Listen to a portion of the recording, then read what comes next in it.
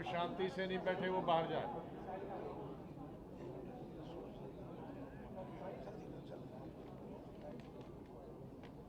आप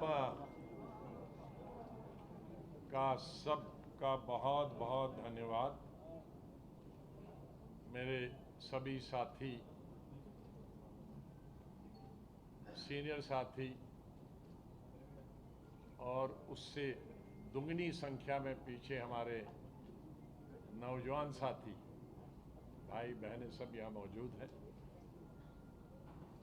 जिनमें deputy CM से लेकर स्पीकर से लेकर मंत्री तक, एमएलएज तक, एमएनसी तक सब मौजूद हैं यहाँ।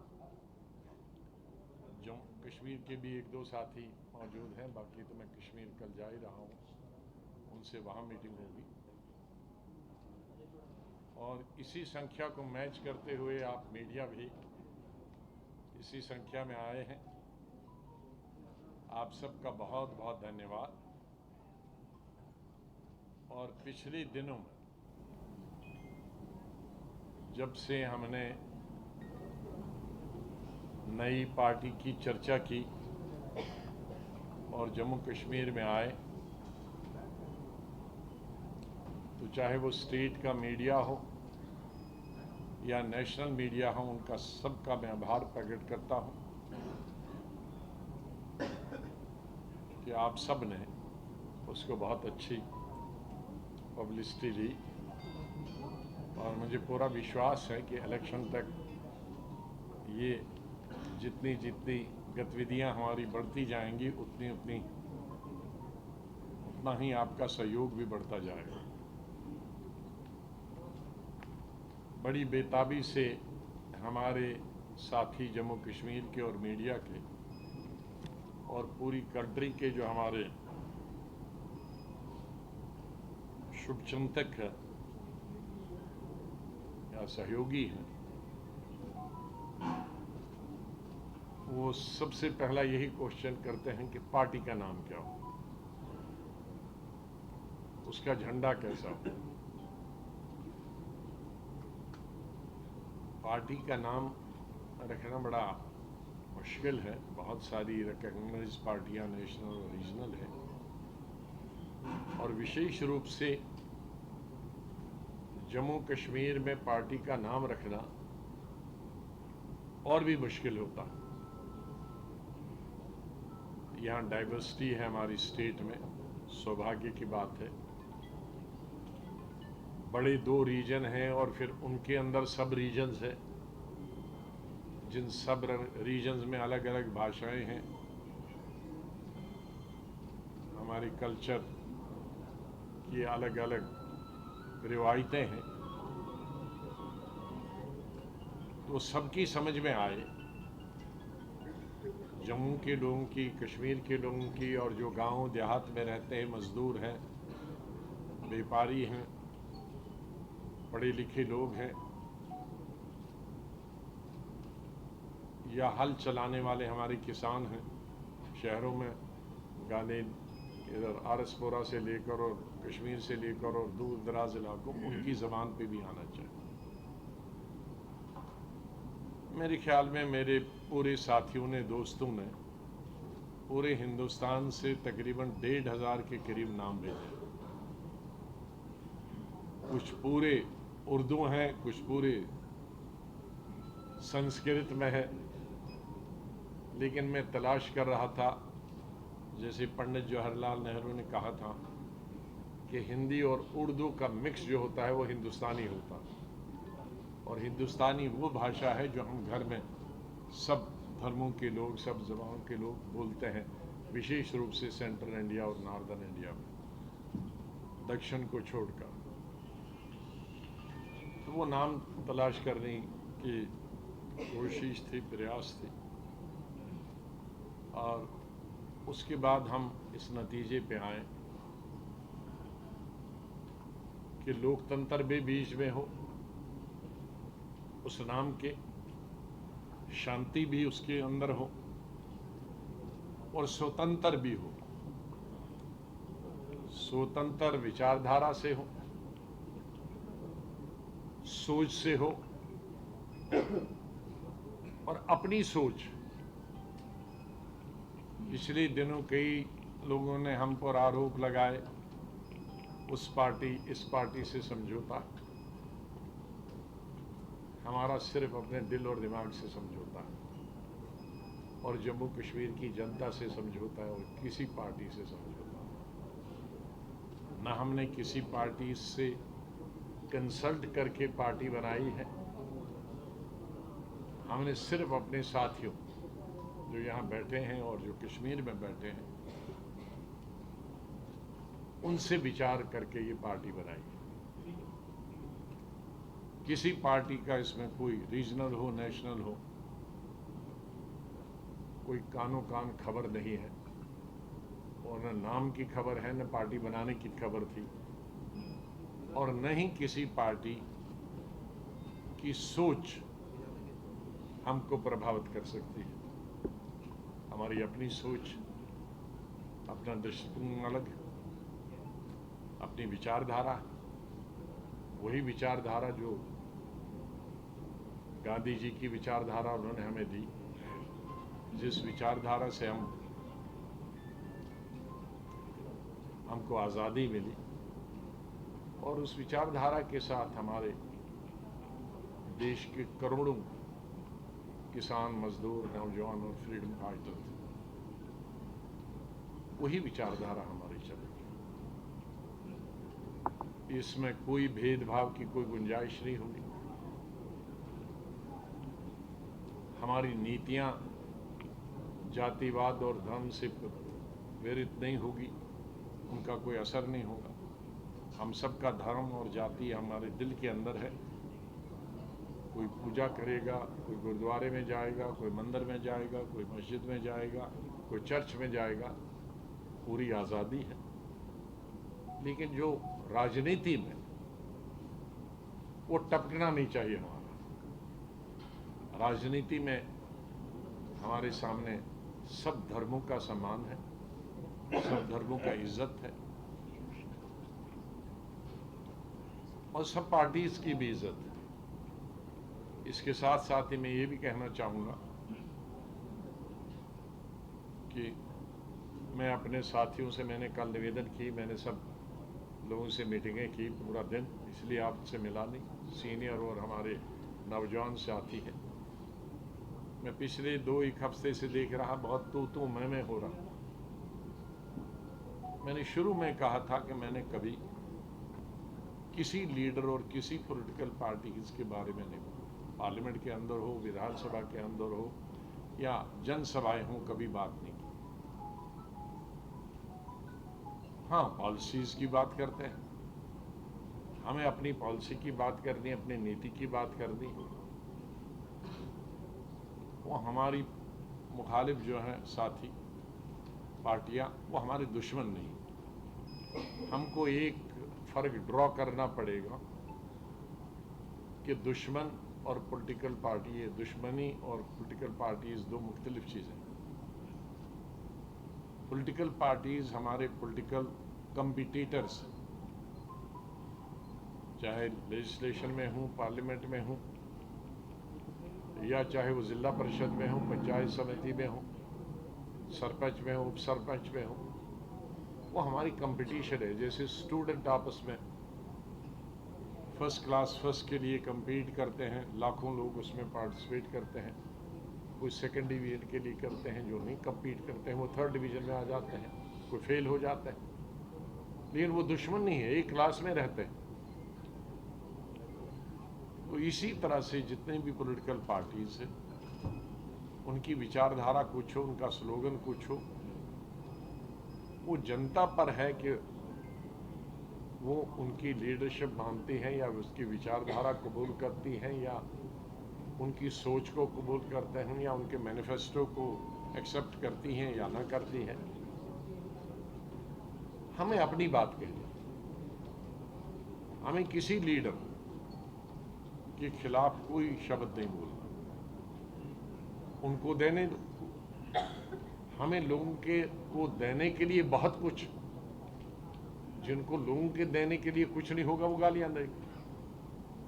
हमारे पास गालियां नहीं, हमारे इतना अब चूंकि एक रीजनल पार्टी है, ये मैं कह सकता हूँ और हमारे साथियों को मालूम, हमारा वक्त जो था वो डेवलपमेंट का था, विकास का था, ट्रिपल शिफ्ट का था, डबल शिफ्ट का था, ईमानदारी का था।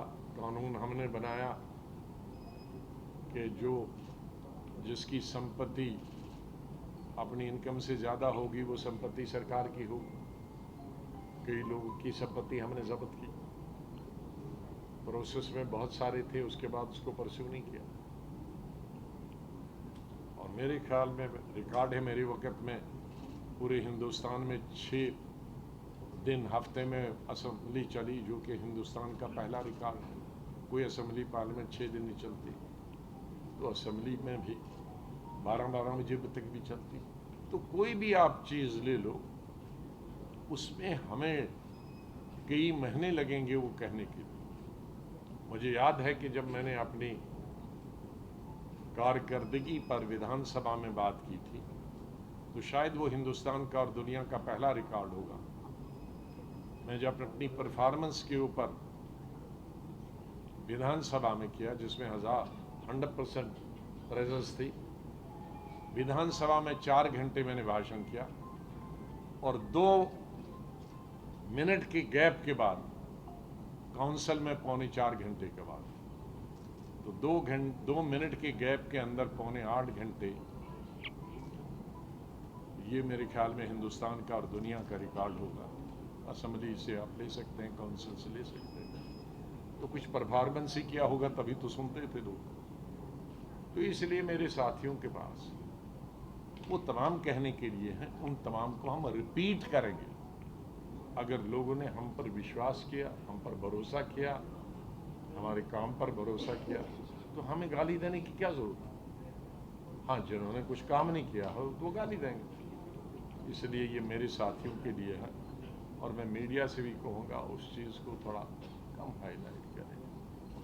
अब हम 21वीं सदी में रहते हैं, कल्चर्ड सोसाइटी है, पढ़े लिखे सोसाइटी है, उसमें लोग पसंद नहीं करते। मुझे मालूम है कि आप नाम का बहुत उत्सुक, और ये भी मालूम है कि जो ये नाम बताऊंगा आप भाग जाएंगे। नहीं, इसलिए नहीं भागेंगे कि उसके बाद सुनना नहीं चाहेंगे। तो इसलिए मैं जो अपनी बात पहले सुना दूँ और उसके बाद आखिर में वो बता दूँ। झंडा और फ्लैग में थोड़ा विलम्ब हुआ, क्योंकि संडे था, और मुझे नहीं मालूम कि संडे की वजह से इतना बड़ा स्ट्रिक्टली होता है कि कोई दर्जी भी नहीं मिलता। क्योंकि कुछ सोचा तो मैंने दिल्ली में अपने साथियों के साथ था, लेकिन मुझे शेयर अपने यहाँ के स्टेट के साथियों के साथ भी वो शेयर करना था, और उसमें कुछ चेंजेस लाई, तो जो मैं दिल्ली से बना के लाया था वो बेकार हो गया इसलिए, और यहाँ दर्जी नहीं मिला। अब किसी को उठा के एक आध पीस में जेब में लाया। नहीं, आपने ये तो डंडा ये जने का लाया है लगता है। तो अच्छा, चलो बच्चों ने, नहीं ठीक है, नहीं अभी यही काफी डंडा काफी, चलो ठीक ही लगाया है, उल्टा लगाया है।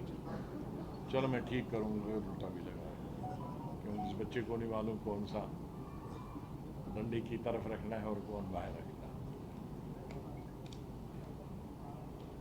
तो मैं अब काम की बात करूं।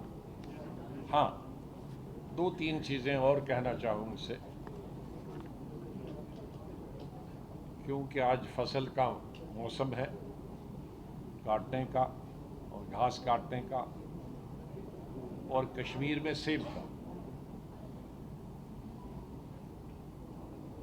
तो यहाँ सबसे पहले मैं कहूँगा कि ये निवेदन करूँगा सरकार से कि अब ये जो हमारा दरबार है, जिससे हमारी इकॉनमी चलती थी, जम्मू में अगर देखेंगे, मैं जब चीफ मिनिस्टर था मैं भी सोचता था दरबार को पैसा बचाऊं। तो मैं जब से, मेरे ख्याल में यूथ कांग्रेस के ज़माने से, जब मैं शहर में जाता हूं तो रघुनाथ मंदिर जी से यहाँ शहर शुरू होता है, सिटी चौक में वहाँ से जाता हूँ और ऊपर नहीं, जहाँ महाराजा का पैलेस है वहाँ से मुबारक मंडी में निकलता हूँ हमेशा से। तो तब भी मैं सिटी चौक यहीं रघुनाथ मंदिर जी से शुरू हुआ और 4-5 घंटे मुझे लगे, और दाएं और बाएं तरफ बड़े हमारे वोट चाहे किसको कौन देता है उससे मुझे फिक्र नहीं, लेकिन हमेशा आओ भगत में वो नंबर 1 रहते हैं, जिसके लिए मैं हमेशा उनका आभार प्रकट करता हूँ। अगर मैं फ्रूट जमा करूँगे तो कई ट्रकों में जाएगा, लेकिन मैं खाली छूता हूँ उसको। तो उन्होंने कहा कि कभी ऐसा सोचना नहीं, हम तो ख़त्म हो जाए। क्यों? कहा जब कश्मीर से आते हैं तो हमारी जो बिक्री होती है वो 100 गुना 1000 गुना ज़्यादा होती, तो इसलिए होटल उस पर चलते हैं, टी स्टॉल उस पर चलते हैं, टैक्सियाँ चलती हैं, टांगे चलते हैं, और दुकानदार का जो बिजनेस है वो सब उस पर चलता है जब दरबार, और दरबार मंदी तब हो जाती है दरबार जब शिफ्ट होता है। तो मेरे ख्याल में जम्मू, ये बहुत अच्छी बात है कि ट्रेन अब माता वैष्णो देवी के लिए वहाँ तक नीचे तक जाती है। उसका बहुत सारे श्रद्धालुओं को, लाखों श्रद्धालुओं को जो हमारे हैं माता के जो जाना चाहते हैं उनको फ़ायदा होता है, लेकिन जम्मू का कारोबार उससे ठप हो गया। उससे हमारी टैक्सी का काम बन गया, जो जाते थे यहाँ थे, रात के होटल्स का, टी स्टॉल्स का, दुकानों का। तो उसका एक ही इलाज है कि दरबार में लोग आएँ ज़्यादा से ज़्यादा। और मैं जम्मू के लोगों से भी अपील करूंगा कि जो बीच में दीवारें बन गई उन दीवारों को तोड़ना शुरू करें, क्योंकि हम इंटरडिपेंडेंट, आज से नहीं हजारों सालों से। जम्मू डिपेंडेंट है कश्मीर पर, कश्मीर डिपेंडेंट है जम्मू। जब स्टेट को डाउनग्रेड और 370 को डाउनग्रेड करने, ये ख़त्म करने के बाद मैं यहाँ जम्मू आया और कश्मीर भी गया सुप्रीम कोर्ट की परमिशन लेकर। तो यहाँ ट्रांसपोर्ट ख़त्म हो गया था, दुकानें ख़त्म हो गई थी, लेकिन 70% हमारी जो इंडस्ट्रीज़ थी कठवा, सांबा, जम्मू में वो बंद हो गई थी। तो मैंने कहा उनसे क्यों बंद हो गई? उनमें से 60% का सामान सब कश्मीर जाता था। मुझे नहीं मालूम था पहले, मैं सोचता था ये कठवा वाला पंजाब वगैरह जाता। नहीं, कहा कि हमारी जो मार्केट है वो कश्मीर है। तो कश्मीर जब बैठ गया, कठवा सामे वाले बैठ गए। तो उसका मतलब है कि हमारे लाखों लोगों को जो एम्प्लॉयमेंट मिलती है कठवा, सांबा, जम्मू में इंडस्ट्रीज़ में, अगर कश्मीर बैठ गया तो ये भी बैठ गया। तो हमारा ट्रांसपोर्ट बैठ गया, बिजनेस बैठ गया, क्योंकि आड़ती सब यहीं जम्मू से हैं, वो फिर सीधे अमृतसर भागने लगा। तो मैं निवेदन करूंगा दोनों रीजन की कि ये जो दूरियां हैं उनको ख़त्म कर दे, ये आर्टिफिशियल दीवारें जो है इनको तोड़ें और एक दूसरे का स्वागत करें, और ताकि कश्मीर को भी फ़ायदा हो। जम्मू कश्मीर की इस वक्त सबसे बड़ी प्रॉब्लम आ रही है वो है फ्रूट गोवर्स। कश्मीर में भी 3 चीज़ों का बहुत नुकसान हुआ पिछले 3-4 सालों से। एक तो टूरिज्म इंडस्ट्री का, दूसरा हॉर्टिकल्चर का, तीसरा हैंडीक्राफ्ट्स का। अब हॉर्टिकल्चर, टूरिज्म अच्छा है कि इस साल अच्छा हुआ समर में, चलो फ़ायदा हुआ। हॉर्टिकल्चर भी इस दफ़ा बम्पर क्रॉप, लेकिन बम्पर क्रॉप का फ़ायदा तब होगा कि ये दिल्ली की मंडियों तक पहुंच जाए। जो लोग सेब के बारे में नहीं जानते हैं, जैसे पुरानी मिसाल है कि एक मछली पूरे तालाब को गंदा करती है अगर वो ख़राब हुई, इसी तरह एक पेटी में, एक बक्से में एक सेब अगर दागी हो, वो दागी कैसे होता है? गिर गया और भरते भरते उसमें गलती से वो एक पेटी में चला गया, तो एक हफ्ते में सारा भूसा उसका बन जाएगा, पूरी पेटी का। तो इसलिए हर पेटी में कोई न कोई एक सेब तो गलत जाता, जो गिर गया होगा और भर दिया, बहुत अच्छा है, लाल पीला है, लोगों ने समझ गया इसके तो पैसे आएंगे, चाहे दाग लिखा है देखो। तो इसलिए अगर सेब की ट्रक रातों रात दिल्ली ना पहुंचे, मंडी न पहुंचे, तो आपका वो फसल ऊपर वाले ने तो बम्पर दिया, लेकिन हमारी गलती की वजह से वो रुक गया। 5-5 रामबन वो बारहा रुक गया। मेरी गवर्नमेंट से और ट्रैफिक वालों से गुजारिश होगी,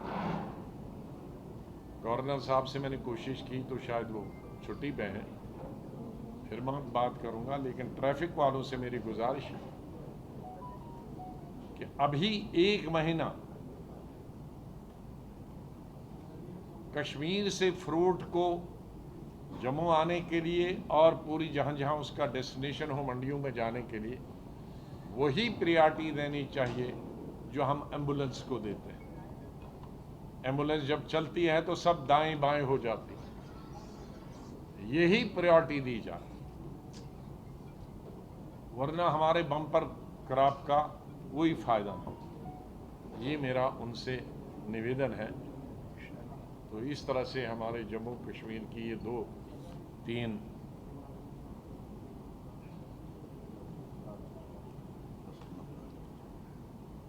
4 निवेदन है। अब मैं आखिरी मुद्दे पे आता हूं।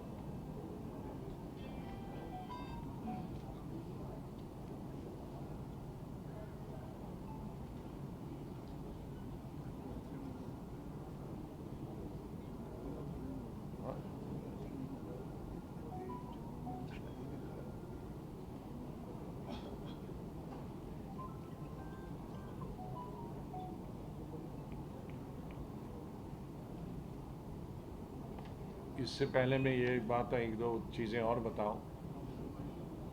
जम्मू में भी कुछ कंडी इलाकों में ये ज़्यादा बारिश की वजह से वो दूर दराज इलाकों में फसल बर्बाद हुई, उनका भी कंपनसेशन होना चाहिए।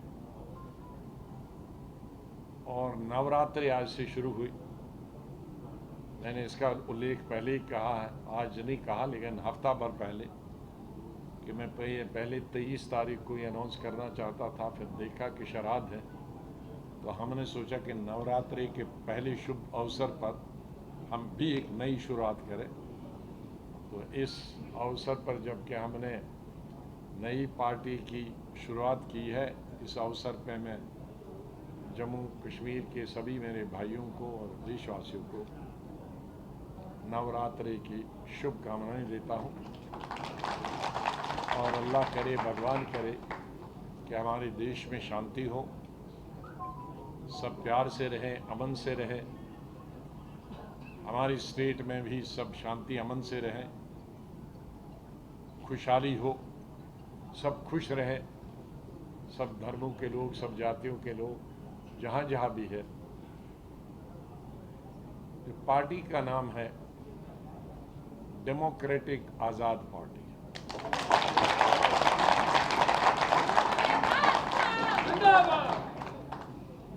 आज़ाद का ये मत समझिए गुलाम नबी आज़ाद, डेमोक्रेसी डेमोक्रेटिक के लिए है, पूरी स्वतंत्र होगी, जिसका मैंने उल्लेख पहले किया कि अपनी सोच होगी, किसी भी पार्टी से, किसी भी लीडर से, किसी भी ग्रुप से प्रभावित नहीं होगी,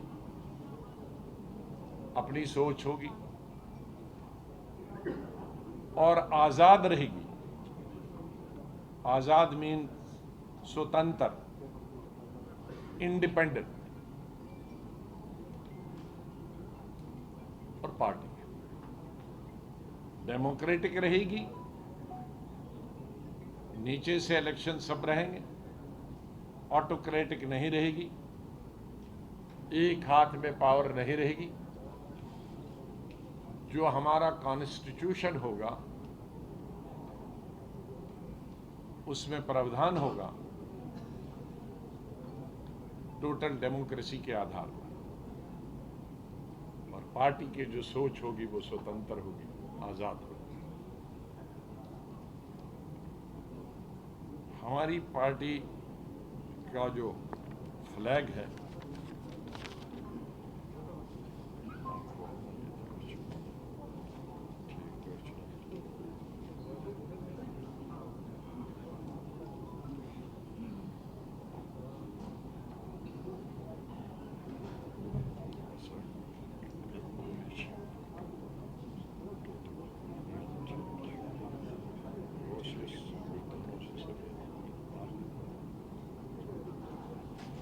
तो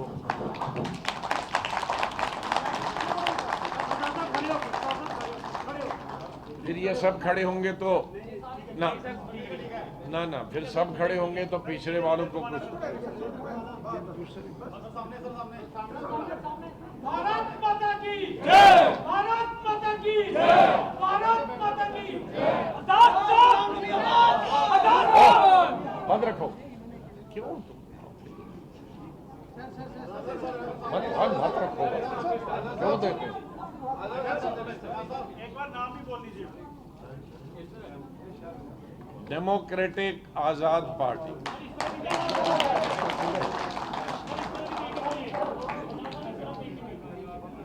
नहीं भाई, वो एक पर ही फोकस होगा। हो गया।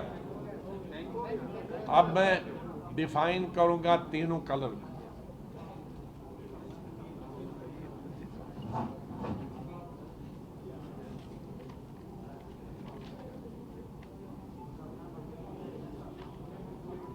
इधर से शुरू करते हैं मस्टर्ड कलर से।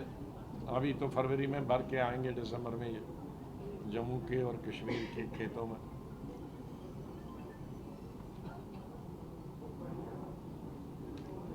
इसका मतलब हुआ मस्टर्ड कलर का क्रिएटिविटी। क्रिएटिविटी का मतलब है एक नई चीज क्रिएट करने की, पैदा करने की, सोचने की क्षमता। इसका दूसरा मतलब ये है डाइवर्सिटी। तो डाइवर्सिटी का यूनिटी इन डाइवर्सिटी। हमारा पूरा भारत देश और उसके अंदर जम्मू कश्मीर डाइवर्सिटी से भरा हुआ है। चाहे धर्म की बात लें, जातियों की बात लें, भाषा की बात लें, खाने पीने की बात लें, पहाड़ और मैदान की बात लें, चीज़ें पैदा करने की बात लें, तो ये एक डाइवर्सिटी है।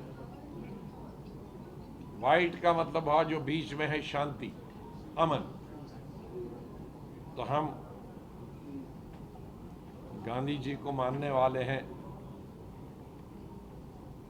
तो इसलिए हम शांति और अमन हमारी प्राथमिकता रहेगी और हमारा उसूल भी रहेगा। अब ये जो कलर है इसमें पूरा दुनिया समा जाता है। इसके इतने मतलब है। ये डार्क ब्लू कहिए, ये समंदर की गहराई से लेकर आसमान की ऊंचाइयों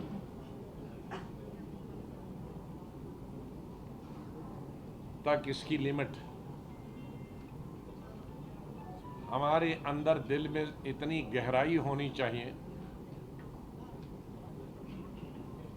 कि ऐसा नहीं इधर कान से सुना कुछ तो और इधर बता दिया। इतनी ताकत होनी चाहिए हमको बर्दाश्त करने की दिल के अंदर। और आसमान जैसे हमारी खुला होना चाहिए दिमाग, सोच बंद नहीं होनी चाहिए।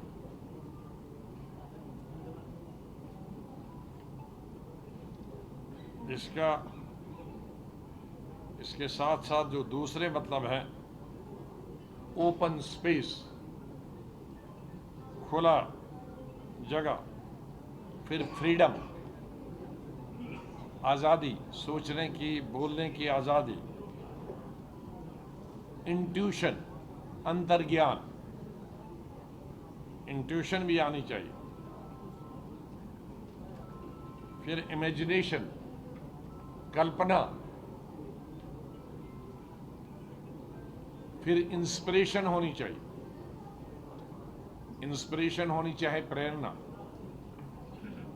हमारे जो आइंदा आने वाले मेरी पार्टी में जो लोग होंगे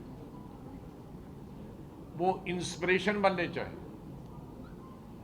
क्लीन होने चाहिए, साफ सुथरे होने चाहिए, राजनीति में सेवा की भावना आने चाहिए, पैसे बनाने की भावना से नहीं आनी चाहिए,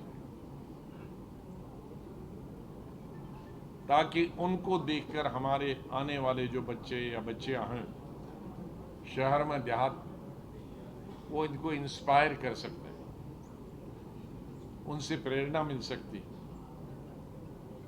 गांधी जी को आज कितने साल हो गए, पौना दशक हमसे जुदा हुए। हम लोग उनकी शक्ल नहीं देखी फोटो पे, लेकिन उनके कार्य से, उनकी सोच से, उनकी विचारधारा से आज भी हम हिंदुस्तान में नहीं, दुनिया के करोड़ों लोग उनसे प्रेरणा लेते हैं। मैं अपने साथियों से कहूँगा कि वो इस तरह से अपनी सोच और ज़िंदगी में ढालें अपने आप को कि आने वाली नस्लों के लिए प्रेरणा। फिर सेंसिटिविटी, हिसास, जज्बात, शीलता, ये होनी चाहिए। फिर ब्लू, गहराई होनी चाहिए, भरोसा होना चाहिए, लॉयल्टी एंड सिंसियरिटी होनी चाहिए, वफादारी होनी चाहिए। आज वफादारी जरा पॉलिटिक्स में कम हुई, शाख शाख पे कौन ज्यादा जंप लगा सकता, जिसकी कम रेस है तो वो एक एक पेड़ पे, जिसकी ज्यादा रेस है वो 3 पेड़ों को फलांग के जाता है। तो इसमें सिंसियरिटी को ज्यादा प्राथमिकता देंगे, समझदारी को प्राथमिकता देंगे, विजडम और कॉन्फिडेंस, एतबार को, स्टेबिलिटी, स्थिरता, ये तमाम चीजें होंगी। हमारी पार्टी में हमारी कोशिश रहेगी कि कम से कम 50% नौजवानों को और महिलाओं को टिकटें दी जाए,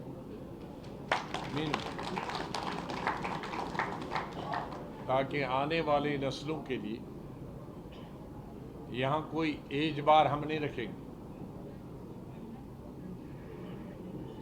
हर का अपना अपना महत्व, नौजवान और बुजुर्ग को एग्जिस्ट करेंगे।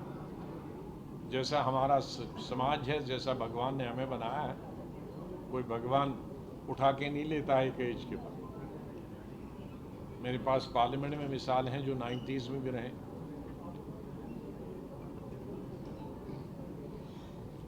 और एक्टिव पॉलिटिशियन रहे। तो इसलिए जब तक मेंटली, फिजिकली, लेकिन उसका यही मतलब नहीं कि हम नए को नहीं लाएं, नए भी 50% आने चाहें और वो सीखें, ट्रेनिंग करें।